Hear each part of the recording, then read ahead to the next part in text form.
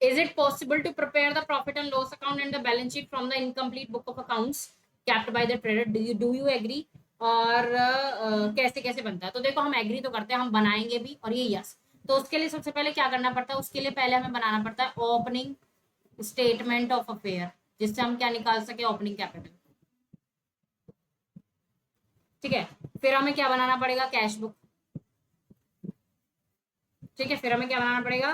Cash book बनाना पड़ेगा। उसके अलावा हमें कौन से अकाउंट प्रिपेयर करने पड़ेंगे? डेटर्स अकाउंट प्रिपेयर करना पड़ेगा। फिर क्या करना पड़ेगा? क्रेडिटर्स अकाउंट प्रिपेयर करना पड़ेगा। तो ये सारी चीजें हमें बिल्स रिसीवेबल, अगर जरूरत पड़ी तो bills receivable account and bills payable account भी प्रिपेयर करना पड़ेगा।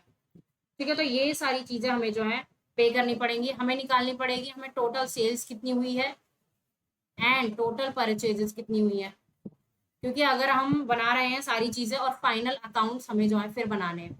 तो वैसे ही पॉसिबल है, बिल्कुल पॉसिबल है। अगर कोई ट्रेडर है, वो पहले सिंगल एंट्री यूज करता था, यानी इनकम्प्लीट बुक ऑफ अकाउंट्स रखता था, और अब उसका बिजनेस बढ़ गया, तो उसको अब डबल एंट्री सिस्टम के अकॉर्डिंग काम करना पड़ेगा, और उसके अंदर में trading, profit and loss, balance sheet सब कुछ बनाना पड़ता है। तो क्या ऐसा हो सकता है?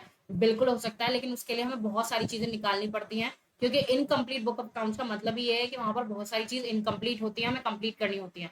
तो ये सारी चीजें हम बनाना सीखेंगे अभी आगे जो क्वेश्चन आएंगे, तो सारे। तो आप लिखोगे यस इट इज पॉसिबल, हम एग्री करते हैं, बिल्कुल एग्री करते हैं। तो उसके बाद आप इनके अंदर जो है एक एक दो दो लाइन लिख देंगे, तो क्वेश्चन काफी आपका 5 से 6 मार्क्स का आराम से बन जाएगा। ठीक है। So I hope this is the proper explanation to this question.